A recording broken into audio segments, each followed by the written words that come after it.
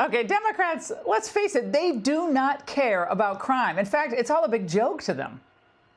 This is J.B. Pritzker reporting from war-torn Chicago. As you can see, there's utter mayhem and chaos on the ground.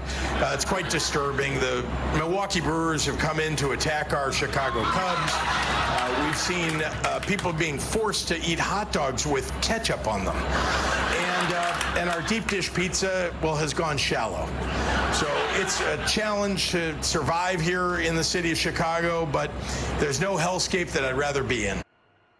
5 people were killed, 25 hurt in Chicago shootings just last weekend. A child was found shot to death at a park on the south side on Wednesday, but that's how the governor's reacting. Nothing screams out of touch like a Democrat mocking his own constituents and the conditions they're living in. During that same show, Jimmy Kimmel tried to claim that Antifa is something that conservatives just made up. There's no Antifa. This is an entirely imaginary organization. There is not an Antifa. This is no different than if they announced they rounded up a dozen Decepticons. We've captured the Chupacabra, everyone. Here with me, rock legend, Kid Rock. Hey, Bobby, great to see you.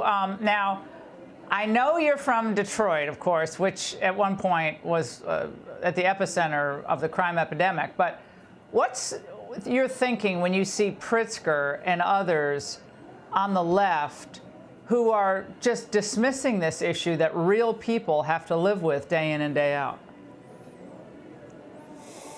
Well, the first thing that comes to my mind is idiots, straight up idiots. I mean, I don't think there's actually anything that President Trump could do that these people, when he said it, you know, in that speech that he had, I don't know, it was like a State of the Union or something, where he's like, he could save one of these people's mother from a burning building, and they could care less. They wouldn't give him credit. I mean, it's asinine to think that we can't come together on some certain things. And you know what really strikes me about this, speaking of Chicago, is like, who's he really trying to help out here? Black people. The south side of Chicago, predominantly black. These are where these murders and shootings are taking place, the majority of them. They're not out in the suburbs or somewhere, and he wants to help these people. And God forbid we're still all, you know, Nazi racists or whatever their narrative of the day is. It's asinine. It's completely just, it's some words that I'd rather not repeat on the air right now.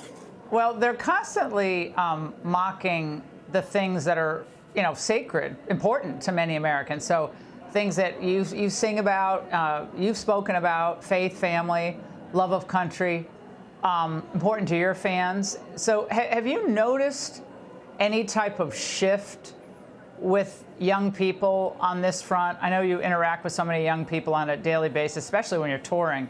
Have you seen any changes?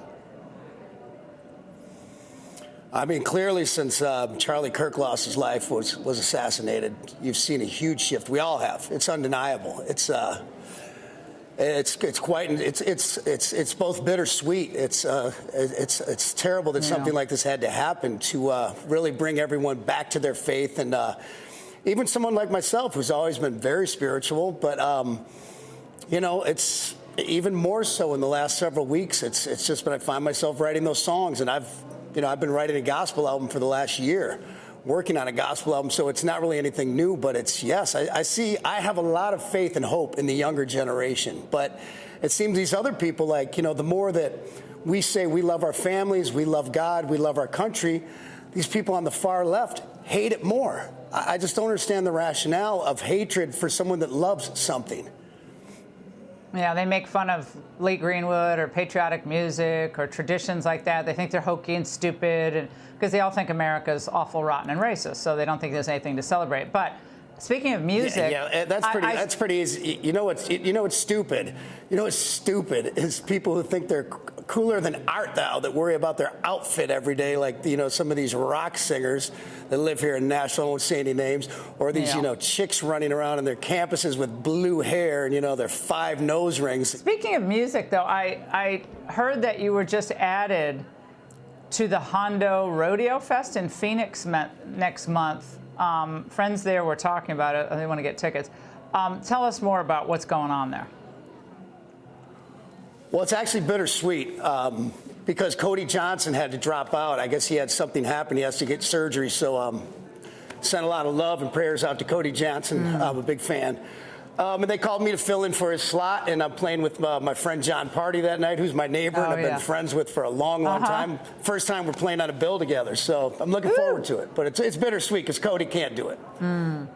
Well, I think also I noticed spending a lot of time in the SEC schools, Bobby, that they're just the whole move to country music and old-style country music. I'm glad you're doing a gospel album because a mix of gospel and country is so powerful in the American musical tradition. But that's also making a comeback. So I think there's a lot of cool strains to what's happening now. I'm not saying it's all, President Trump or even Charlie Kirk, but I think this has been brewing for some time, and I think it's very encouraging.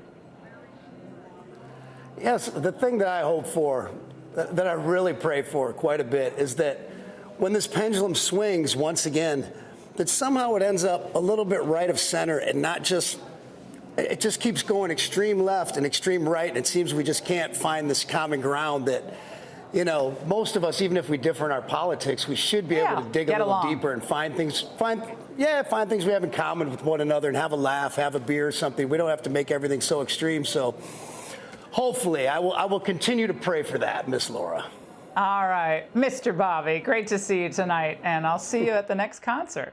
Hi, everyone. I'm Brian Kilmeade. I want you to do me a favor. I want you to click to subscribe to the Fox News YouTube page. This is the only way that I know for sure that you're not going to miss any great commentary, any great news bites, any great interviews coming your way on Fox. You can get it all here on YouTube. So subscribe right now.